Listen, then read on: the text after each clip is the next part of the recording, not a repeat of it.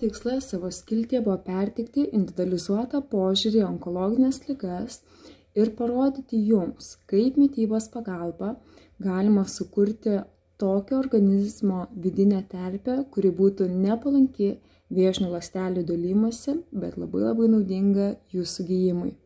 Tad gero skaitymo, dar geresnių įžvalgų ir būkite sveiki. Žinia apie jūsų arba jūsų artimojo onkologinę ligą neišvengiamai supurto jausmų pasaulį ir pakeičia kasdienį gyvenimą. Ši knyga gali būti kaip žemėlapis padėsiantis jums susiorientuoti šioje naujoje realybėje. Esu provizorius Edvardas Kazlauskis.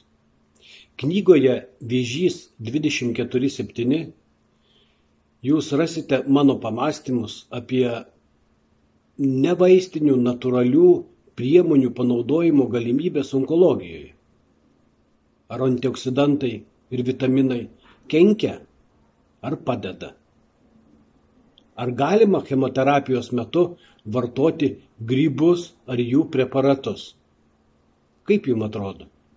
Skaitykite knygą ir būkite sveiki. Šiukšlės. Kaip dažnai jūs išnešate šiukšles? Ir koks būna kvapas joms pūvant? O kas atsakingas už mūsų organizmo valymasi? Kokia sistema? Taigi limfinė sistema atpažįsta bakterijas, virusus, perneša stambes baltymų molekulės.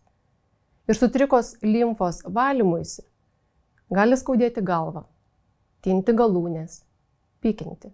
Šioje knygoje aš jums papasakosiu, kaip veikia limfinė sistema, koks yra limfedemos gydymas, kada jums atliekama operacija, pašalinami limfmazgiai, tinsta galūnės, atsiranda randai ir saugos. Taigi skaitykite, domėkitės ir būkite sveiki. Dažniausiai pas mane ateinate išsigandę, sutrikę, praradę viltį, su daugybė klausimų, ką valgyti po gydymo, ar galima sportuoti, sutino galūnės, ką daryti. Todėl ši knyga bus jūsų vedlys tolimesnėje gijimo fazėje. Fizinis aktyvumas labai svarbus mūsų bendrai sveikatai, tačiau tik nedaugelis žino, kaip specifiškai dozuotas fizinis krūvis veikia vėžiu sergančius. Mokslininkai tyrinėja įvairaus fizinio aktyvumo įtaką ligos eigoje ir kaip tai pagerina paliatyvią terapiją gaunančių pacientų gyvenimo kokybę. Knygoje rasite pagrindinius biocheminius ir fiziologinius poveikio mechanizmus taikant specialiai parinktus pratimus sergantiems vėžiu ir prevenciškai.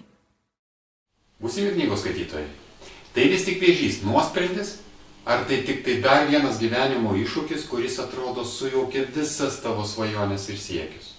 Labai abejoju, ar mano kaip paciento patirtis ir sukauptos žinios gali būti kam nors naudingos. Ir ar galiu jomis dalinti su kitais? Labai abejoju. Todėl ir pakviečiau prie šios knygos rašymo prisijungti savo srities specialistus, kurie atsako į klausimus labai aktualius onkologiniam pacientam.